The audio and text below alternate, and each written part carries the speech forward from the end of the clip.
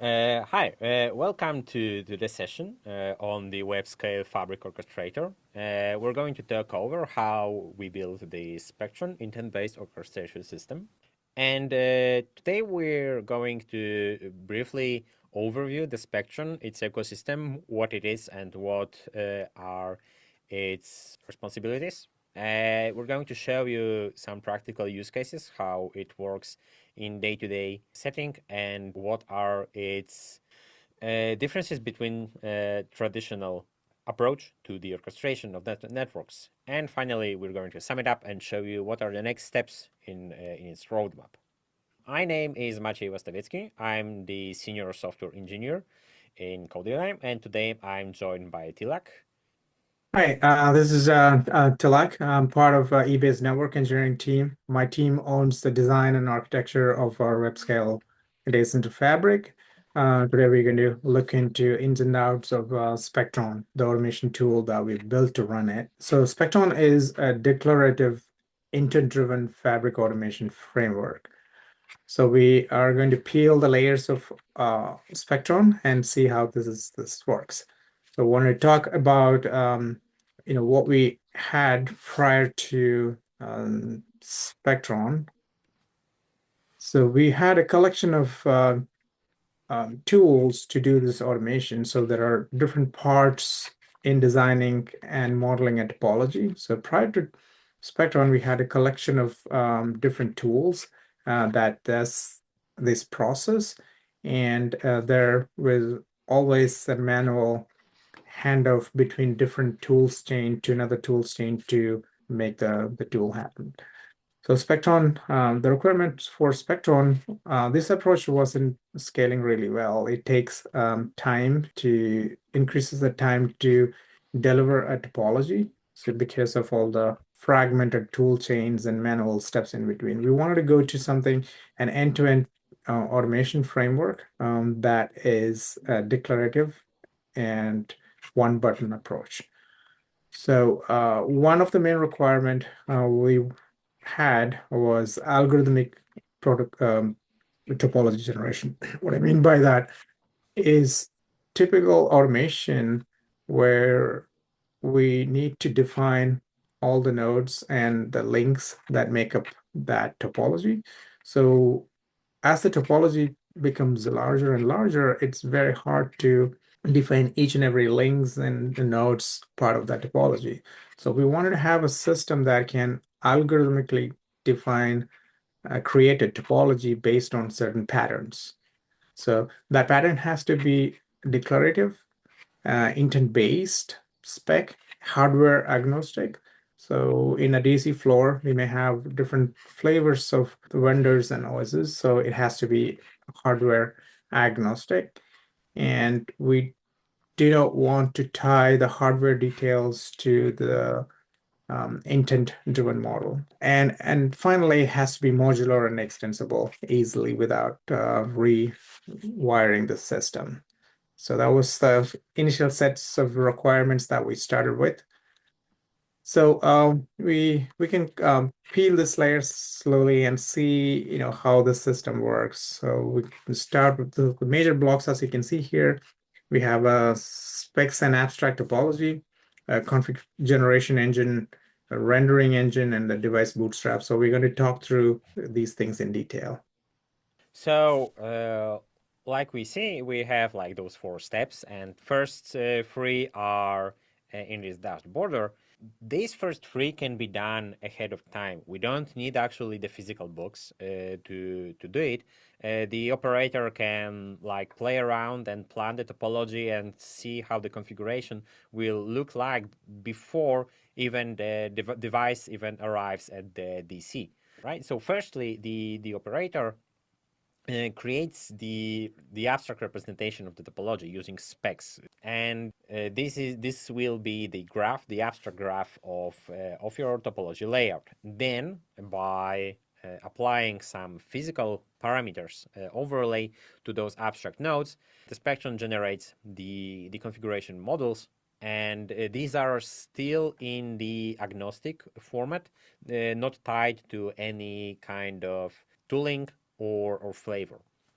Finally, the configuration is rendered out to the proper syntax, to the proper tool, so you can take it and apply on the box, which is done during the bootstrap step, where the device is ZTP'd and the configuration is applied on the box. So let's now take a look at the practical use cases of planning and scaling up the topology using the Spectron. So for our simple use case, we have this colorful topology with following patterns and routing. So we have 4 leaves, 2 are red, 2 are blue, 2 green spines and 2 purple super spines, and leaves are doubly linked to the spines. And the assumption is that only red leaf can access another red leaf, and only blue leaf can access another blue leaf. So this is our use case. And before we move on how Spectron actually creates this, we need to talk about the specs and the abstract topology and what these specs are. So they are like these small boxes, small blueprints for the entities. They are pattern based instead of having a big inventory of the devices, the links, and so on. And they are implemented in the nested layered approach. You can see that we have a big fabric spec, which is composed of the node specs, which in turn are composed of the interface routing specs and so on, right? So you can create your nodes, for example, those reds, and plan them, and then move on to the next row of your nodes in the topology. And using this fabric spec, then you create the abstract topology, which is the graph-like representation of the topology in the SOT, containing all of those patternized details and parameters. Having the abstract topology in the SOT and the abstract topology concept at all shifts the attention from the implementation of the final config to its requirements. So you don't spend as much time on figuring out which protocol should you use, for example, or should you use this value or this value for the community in BGP, for example. Instead, you focus on the requirements of your topology, of the requirements of your connection and routing, instead of the underlying param. So, how do you construct such a topology?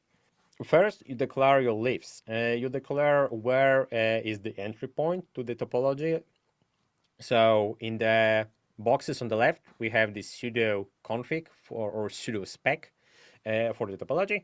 And you can see that we define that we have 2 red leaves and 2 blue leaves. Then you add the connectivity pattern between your leaves and the spines, right? So in the red and blue boxes, you specify the interface specs labeled to green, and you declare how many of those interfaces are on every box, what is the other side of the connection, and which pattern, connectivity pattern, should it follow. In green box, you just declare that you have 2 rows of the interface specs, and on each of green boxes, you have 2 interface connections coming from it and 2 interface connections coming from blue. So you build it in the pattern like way. Then again, you add another layer. You add a purple super spine layer, and similarly to what you've had in the leaf, you create the 2 purple interface spec on the green boxes, and on the purple boxes you specify that you want to accept infinite connections from your green boxes. And this is how you build the topology layout. Now that you have your pattern defined, you can overlay or add the details about the routing, the IP allocation, and so on. In our sample use case, the purples accept and export everything, right? You get every route coming from greens, and you want to broadcast every route to the greens. Similarly, on greens, you accept everything from purple and you export everything to purple, as well as you accept and export everything to the leaves. Notice that you don't have to do one-to-one mapping for each row. We have the purple specified as a separate behavior, and then we combined both red and blue leaves into one label called leaf import and leaf export for the simplicity of the spec. And then finally, only at the leaf level, you define that the red boxes should import only routes that specify some given red condition, and the blue leaves accept the routes that specify a given blue condition. This could be done by tagging your routes, by applying some community values, by having the IP space defined, which should be accepted on both red or blues. When you specify the routing behaviors, you can also allocate your addresses by using the IP pool spec. You can define one pool for multiple roles. For example, for the spines, both purples and greens, we can apply one IP address space, then another for red, final for blues, and even one common address space for every intra-connections on the links within the topology. So once you define your simple pattern, you can verify your assumptions. You can verify that the pattern is correct, the routing rules are correct, and everything is correct on the smaller scale, so it's easier to find out any errors. And when you have it all confirmed, it's very easy to scale up the number of your nodes in the topology. You just raise the number of leaves because you specified only number of leaves, and maybe adjust some connections in the intermediate layer, and that's it. So by just increasing the leaf counts of both red and blue nodes and increasing the number of interface on every red and blue node, you can easily scale up the whole topology by just changing 4 parameters. You don't if you have an inventory in the SOT or some kind of tooling that imports the whole list of nodes, then you'd have to add every single node by hand. And if you look at the bigger topology and you want to adjust the shape of the or the layout of the topology, you can again adjust just the intermediate layout. So for the greens, you adjust the number of incoming interfaces, incoming connections from leaves, and you have again a new shape which could be reflected by this small topology that you had at the beginning. When you have a full topology defined and stored in the SOT, then you can move on to the generation of the config. So up to this point, every single node, every single connection was vendor agnostic, physical details agnostic. Everything was abstract.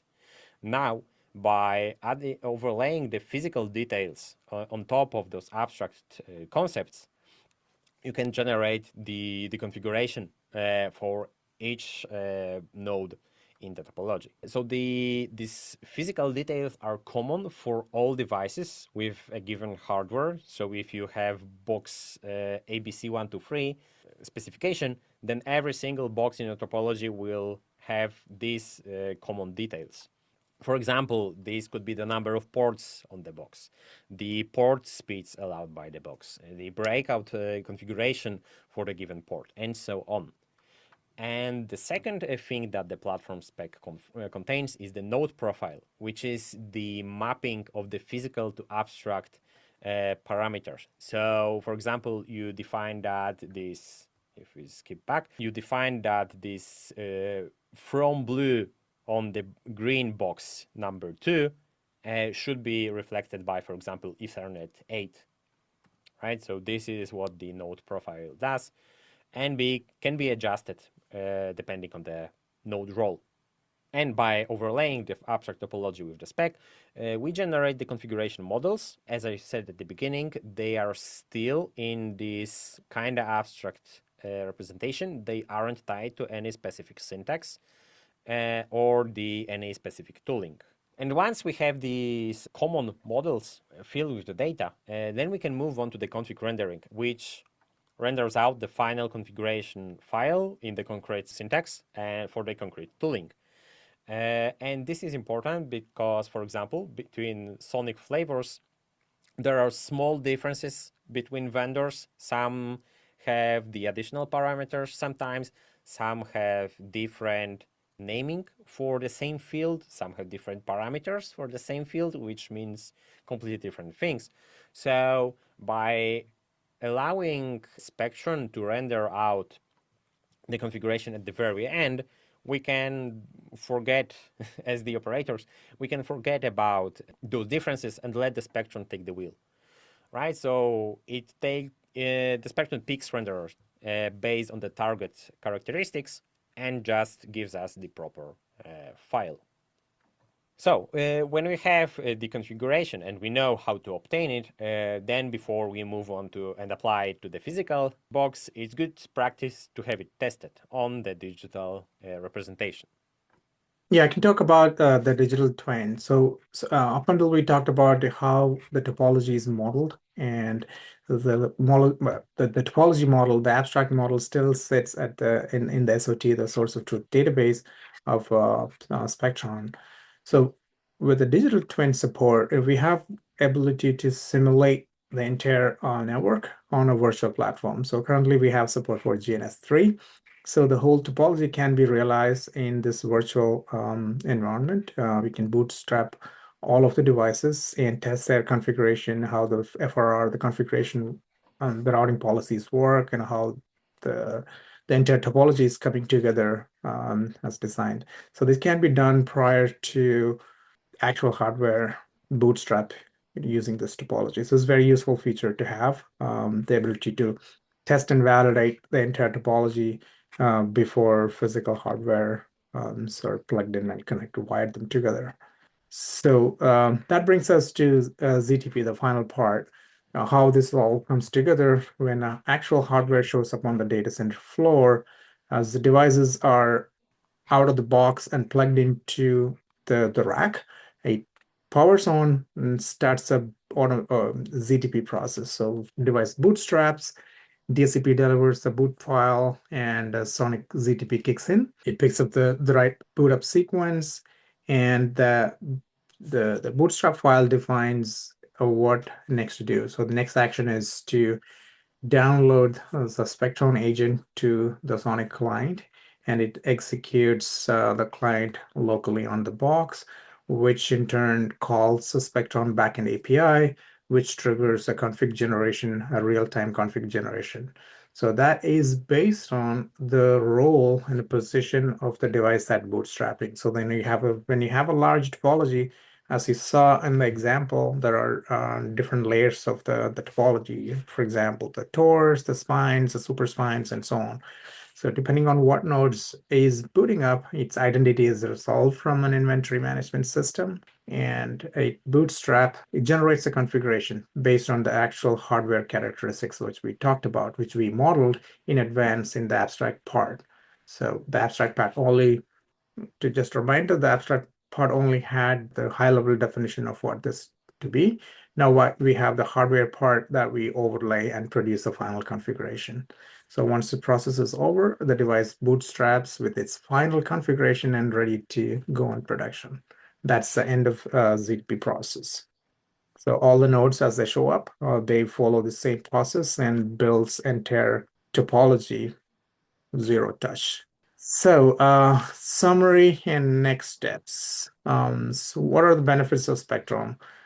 So topology panning and deployment speed up. So we were able to speed up the entire process of defining this large topology from a few weeks, couple of weeks to 1 or 2 days, because everything is pre-defined and modeled. So that great improvement in and speed, efficiency to deliver whenever.